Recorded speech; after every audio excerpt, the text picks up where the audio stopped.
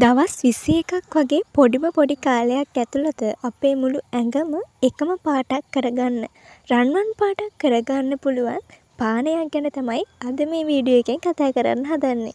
මේ පානය මගින් අපේ සම ඇතුළතින්ම පැහැපත් කරනවා වගේම කුරුලෑ, ලප කැලල් වගේ දේවල් නැති කරගන්නත් උදව් වෙනවා. ඒ වගේම අපේ තොල් ස්වභාවිකව රෝස පාට කරගන්නත්, අපේ මූණ ස්වභාවිකව රෝස පාට කරගන්නත් මේ පානය අපිට උදව් වෙනවා. ගොඩක් අමුද්‍රව්‍ය භාවිතා කරන්නේ නැතුව අමුද්‍රව්‍ය 3ක් විතරක් භාවිතා කරලා අපිට මේක හදාගන්න පුළුවන් ලේසියෙන්ම. එහෙනම් අපි බලමු මොනවද අපිට මේක හදන්න ඕනි වෙන්නේ කියලා.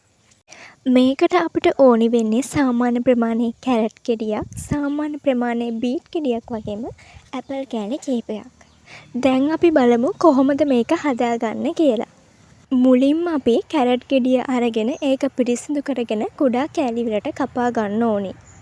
ඊළඟට අපි බීට් ගෙඩිය වගේම ඇපලුත් මේ විදිහට කෑලි වලට කපා ගන්න ඕනි.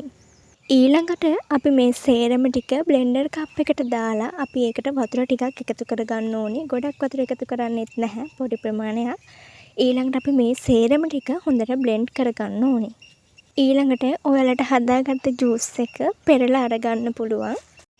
ඉතින් මේ විදිහට තමයි අපේ ජූස් එක අපිට අවසාන වශයෙන් බලාගන්න පුළුවන් වෙන්නේ. ඉතින් මේක අපේ සම පැහැපත් කරගන්න අපිට ගොඩක් උදව් වෙනවා.